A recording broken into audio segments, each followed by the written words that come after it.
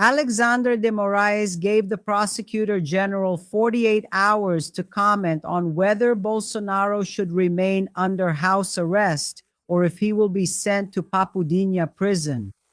Look here, Andrea Gonçalves, today is the deadline. It's right here. What happens?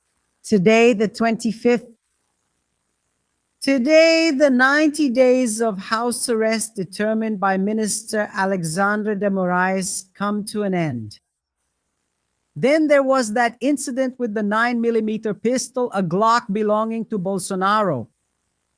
A police report was filed. It's in the police investigation. Bolsonaro was questioned and said that the gun is indeed his, that he asked to have it repaired, and that he needed to have a gun because he had 3 women at home. Wow, I didn't know the 3 women were so dangerous. That you need a pistol. Because, it's not like there's a lack of security, you know? Bolsonaro has bodyguards from the Institutional Security Service. As a former president, there are armed military personnel who provide security for him at his house. He has the correctional officers. He has the military police of the federal district who also handle his entire custody situation during house arrest. So is he afraid of something coming from outside in or from inside out? Are these women really so dangerous that he needs a 9mm? I didn't really understand that point of view because he actually has more than enough security. Then he said the gun was his, that it's there because of the 3 women. Then Alexandre de Moraes summoned the prosecutor general to respond within 48 hours, which should be up today or tomorrow, for him to give his statement. Whether the house arrest should be maintained or if Bolsonaro should go back to Papudinha. Making it very clear that Alexandre de Moraes, in his notification to the Attorney General, said that the fact that the convicted person had a pistol with him is a serious offense. One of the consequences is that the person under humanitarian house arrest could be sent back to a regular prison. Alexandre de Moraes made this clear in his notification to the Attorney General, but he needs to know the opinion of the Public Prosecutor's Office so that he can make a decision, for example, to revoke house arrest more confidently or to send the person back to Papudinha. And he is waiting then for this opinion from the Attorney General. Well, I don't know, the Attorney General. I don't know what he's going to say. I know what the criminal sentence enforcement law says, that the LEP says this can't happen. The convict cannot have a firearm with them. And Bolsonaro had a firearm. That the institutional security agent, who is a public servant, took this weapon and went to fix the weapon, when in fact he should have seized this weapon and reported this incident to Alexandre de Moraes to the court. So it's very risky.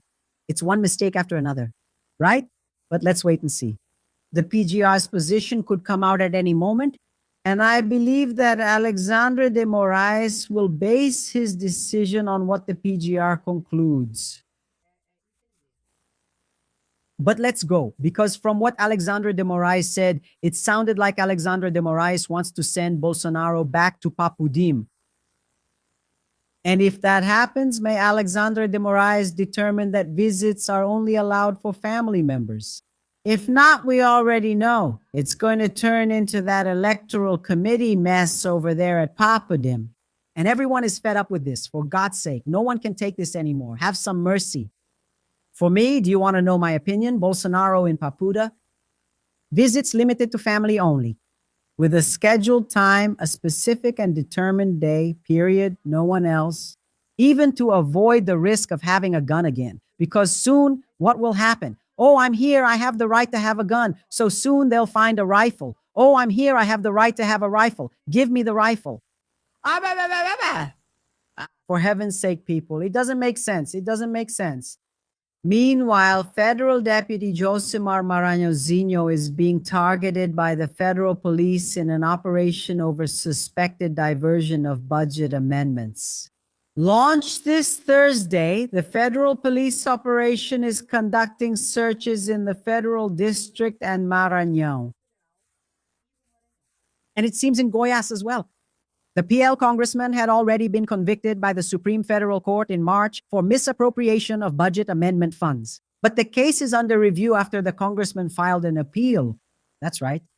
Here's another. This one was already convicted by the Supreme Court. He was convicted, Pastor Gill, and another one too. All three PL party deputies were convicted for corruption involving parliamentary amendment funds.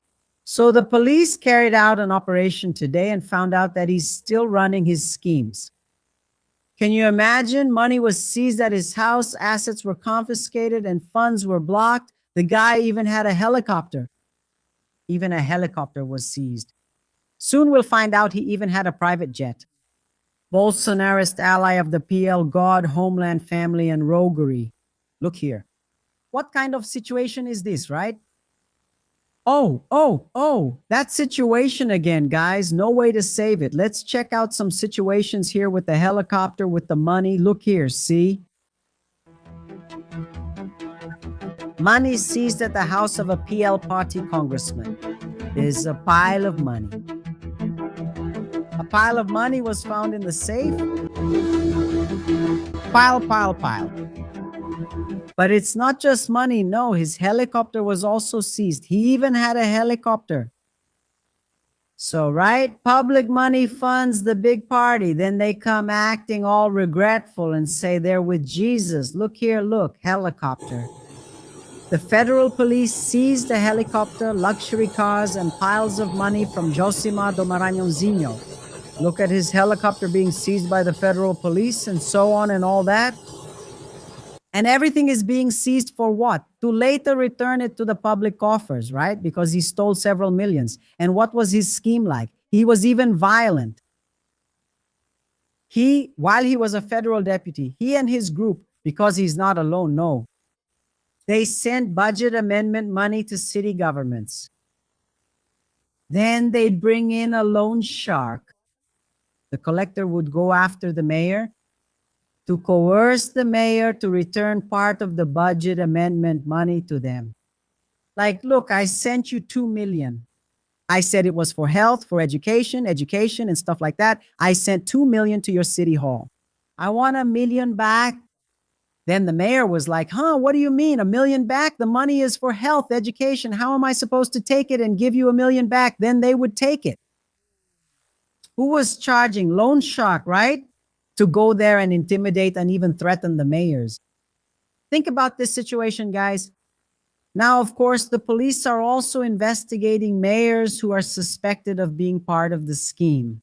But there were mayors who were not part of the scheme. In fact, one of the mayors who wasn't part of the scheme was the one who reported the whole situation. Look, I'm being coerced, intimidated, threatened to return money to the congressman. Although the money is for health and education, so that's how it is. On top of everything else, it was a scheme that used threats and violence. See, my dear, let's continue. Soon I'll show you the demonstrations. The Senate is making progress in the discussion about ending the 6x1 shift schedule, but they still haven't appointed a rapporteur. A thematic debate session is scheduled for next week in the Federal Senate to discuss ending the 6x1 shift schedule. So far, no rapporteur has been appointed, and there is no schedule for the progress of the matter in the House. This is pressure on Davi Alcolumbre. Davi Alcolumbre has to send the bill to the CCJ, hand it over to Otto Alencar. The senator is the president of the CCJ so that the process can begin. And consequently, a rapporteur will be appointed there in the CCJ. Once approved in the CCJ, it goes to the special committee. In this special committee, it's the same way. Once approved there, then it goes to the plenary. The president of the respective house holds the agenda and decides whether to move forward. Davi Alcolumbre has to move this forward, otherwise it won't get approved. And the pressure is on Davi Alcolumbre. Davi Alcolumbre apparently has something to hide. And he's desperate in a way, right? Because Borcaro stated to the federal police that he paid 155 million in bribes to Davi Alcolumbre. and there won't be any shielding, at least not from the federal government. There won't be any shielding, right? However, there is a suspicion that Andre Mendonça himself is shielding some people. For example, Flavio Bolsonaro. And for me, at the very least, his passport should have been seized. But let's wait and see what happens, right? Let's keep going here, and then I'll show the demonstrations. Nunes Marquez calls a virtual session for the Superior Electoral Court to judge 28 cases in 24 hours. The trials aim to endorse decisions on negative campaign advertising. Trials. The panel will have from midnight to 11 o'clock p.m. and from 11 o'clock p.m. to 11:59 p.m. today, Thursday, to cast their votes regarding provisional orders issued by the 3 auxiliary judges for the 2026 elections. What happens? The Superior Electoral Court is making a series of decisions to overturn all the votes of the auxiliary judges. Some posts are attacking Flavio. He's ordering them to be taken down. Other posts are attacking Lula. They're ordering them to be taken down. Anyway, in total, there are more than 20, almost 30 of these actions where the plenary will have to decide, take them down or not. Is it right or is it not right? That's what they're going to decide today, unless someone asks for more time to review the case, right? Because any judge can ask for more time to review the case. No one is required not to do that. Asking for more time to review everything, even that minister's final opinion after he asked for more time to review the case. Meanwhile, Jack Wagner finally, right? He resigned from the position of president, from the position of PT leader in the federal Senate. It took a while, didn't it, Jax? Here, look. Jax Wagner steps down from the government leadership in the Senate after being targeted by the federal police for his connection with Master. In a statement, Jax Wagner said that the decision to step down was made by mutual agreement with Lula. At this moment, my absolute priority is to prove my innocence and to dedicate myself to the re-election of President Lula and Governor Jeronimo Rodriguez, as well as my own re-election, he said. It took a while, didn't it, Jax? This way, it's just going to hurt the government politically for no reason. I know there isn't a judgment of conviction yet. It's still under investigation.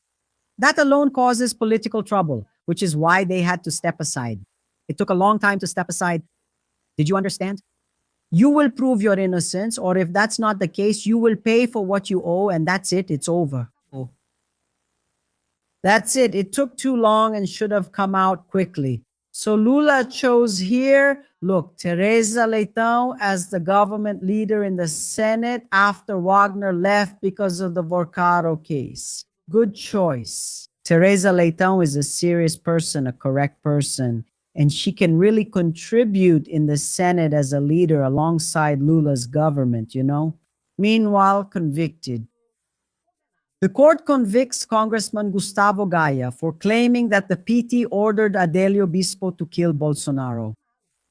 The Federal District Court on Tuesday convicted Congressman Gustavo Gaya from the PL of Goiás for moral damages due to a social media post that blamed the PT for the knife attack against then presidential candidate Jair Bolsonaro from the PL during the 2018 election. The first instance decision was made by Judge Wagner Pessoa Vieira and orders the payment of $20,000 in compensation to the PT. The boy lies too much, guys. This congressman here is one of the most convicted in court for lying and spreading false news. This one, right there on his YouTube channel, he has to issue a retraction. Directly. Why? Because he lies too much. He lies without feeling.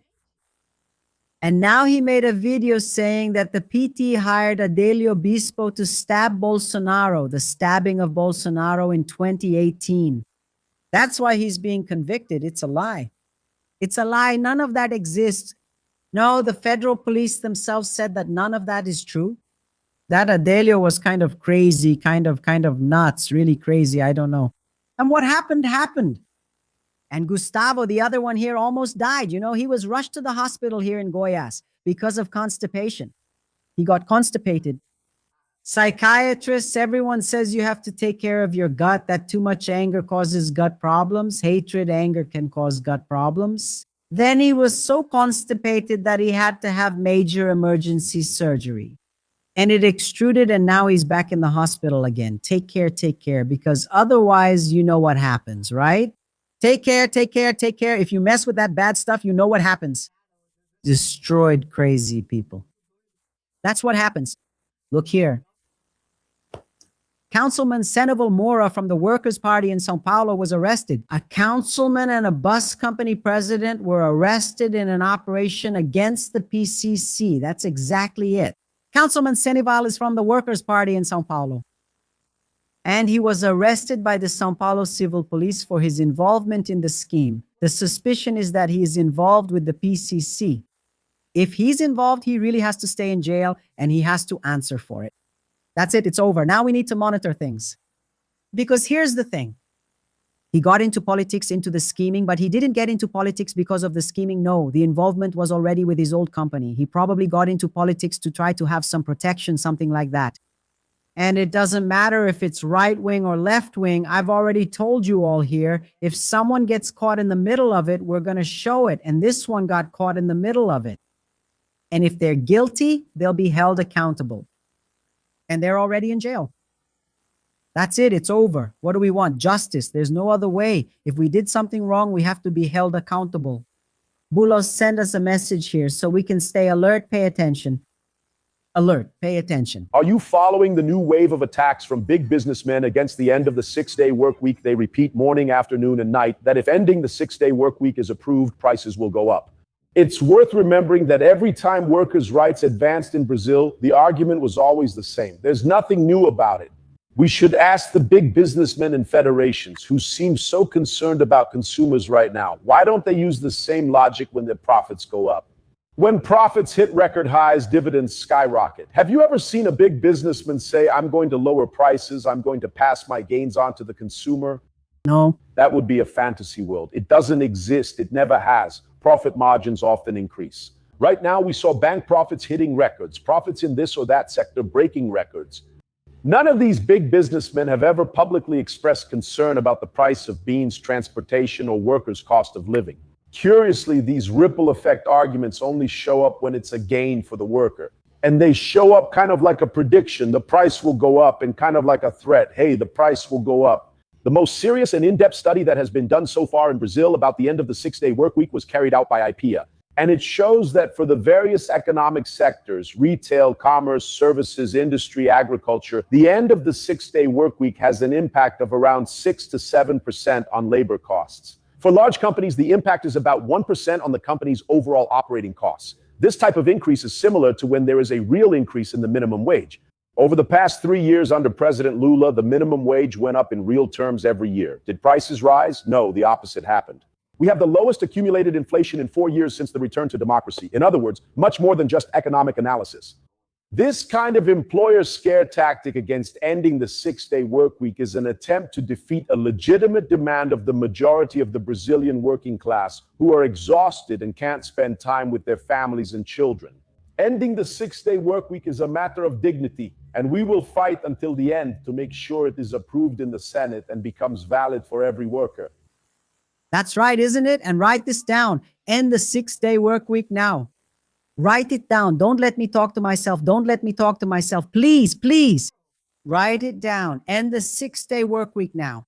And it's interesting, isn't it? Flavio Bolsonaro is against ending the 6-day work week, so much so that he signed on to a 7 days on, 0 days off schedule. They're trying to get it approved to hinder the end of the 6-day work week. Romeu Zema is against it. Kayada is against it. And it's interesting, isn't it? They've just discovered that Romeu Zema, former governor of Minas Gerais, gave a tax exemption to his family's company worth more than 2 million reais. For these people, it's like this. If it's for the poor, if it's for the worker, it's not allowed because it's an expense. Now, if it's for the elite, if it's for the upper class, then it's allowed. Because for us, there can be exemptions, tax immunity, discounts, debt forgiveness. Everything is allowed. But when it's just a little bit for the worker and for the poorest, no, it can't be done because Brazil will go bankrupt, companies will close, and blah, blah, blah, blah, blah, blah, blah, blah. It's all just talk to fool people. But for them, it's okay, right? Look here. Rogério Correa talked about this situation with Romeu Zema. It's a shame, right, guys? And you know what's the worst part of all? Everything. The worst part of all is that there are poor people who are still fooled by them. Then soon enough, the poor person will end up thinking that the collapse is still their fault, poor thing. Oh, Jesus, no, it isn't. It's because of this right here. Look, pay attention. Look here, guys. The former Zema government created a millionaire allowance for themselves, but calls those who receive Bolsa Familia lazy. You saw that, right? The governor has now been caught red-handed because the secrecy of the tax exemptions was broken, and his company, Eletrozima, his family's company, simply has 2 million in exemptions. Now, Bolsa Familia, which feeds people, gives them job opportunities and a dignified life, that's the one he's against. Honestly, Zema doesn't understand social issues. Bolsa Familia is a great program and an example for the world. From here in Brazil, it spread to several countries across all continents. So, folks, we need to stay alert because Bolsa Familia, imagine if it were taken away from Brazil. It's a social program that comes along with others. So the poorest people have the opportunity first to have something to eat, but at the same time, they get help with housing, with jobs, with generating income, even so they can eventually leave Bolsa Familia themselves. Besides the opportunity for education, the chance to receive care through the public health system, these are social issues that help Brazil share income and improve people's lives. That's why we, together with Lula, managed to get off the hunger map. Zema really did a terrible job governing Minas because that's his mindset. Millionaire welfare is fine. The richest just keep getting richer. Now, a Bolsa Familia to help those in need. Zema is against that. Now, the differences between the political projects we have with Brazilian society become clear. Yeah, guys, that's the situation, right? And you have to understand, my dear, you have to understand that investing in the worker, that's not an expense, that's an investment. That's an investment. And investing in the poorest, so they have greater opportunities for work, for training, for education, that's an investment. It's about bringing greater growth to Brazil. Now, giving those pardons to the elite, that's a sweetheart deal. That's a sweetheart deal. Then they keep nitpicking so that those who need it most don't get it and there's more left for them. And they talk in a certain way and use the liberal media and use the middle class and talk on TV and say things in a way that even poor people believe them. They say, no, it's going to collapse. Brazil is going to collapse. It will. Soon the poor person will pull out their small amount of money and even give change to the elite. My God, that's the worst of all. That's the saddest part. Obviously not when it comes to corruption, right, guys? Because corruption is tough. Man, what a little liar. Listen to this. All that's left is for Lula to say he doesn't know his friend and his leader in the Senate. Brazilians already know this script. When a scandal comes up, nobody from PT knows anything. The one who said he didn't know Forcaro was you? You're leaving, Senator Flavio. I wanted you to explain yourself here on the floor. Because look, Your Excellency, there's a recording of Forcaro saying, "Big brother, with us there's no beating around the bush between us." Give me a clue. Another one. Another phrase of yours. I am and will always be with you. On March 16th, the journalist Monica Bergamo said that your phone number showed up there with Forcaro. Do you know what your answer was, Senator? I've never seen it, never had any contact. A lot of people have my cell phone number. Brother, I prefer to send you the audio here so you can listen to it calmly. And you too, I know you're going through a really tough time there as well with all this mess, right? You don't really know exactly how all of this is going to turn out. Although you said we could ask, Daniel, I still feel awkward bringing it up repeatedly, but right? Then later the truth comes out.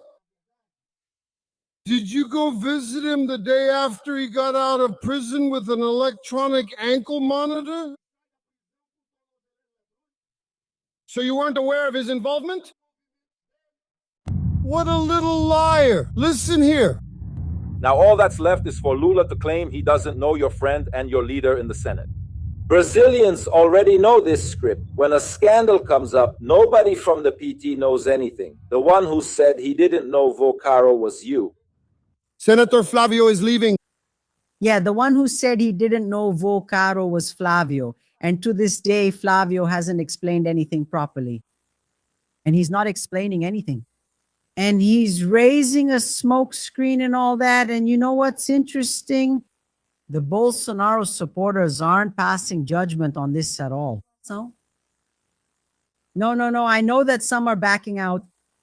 But many Bolsonaro supporters are pretending to be deaf, blind, and are staying silent about this. And they're covering it up. I don't get it, huh? Wasn't your problem corruption? No, we don't support Lula because we're anti-corruption. Lula is corrupt. Got it. And go. Go. And now? Your issue was never truly about corruption. It's hatred, homophobia, transphobia, sexism, racism. You found resonance in Bolsonarism. No, that must be it because there's no other explanation. Have some patience, right, guys? My dear, go ahead and hit that like button.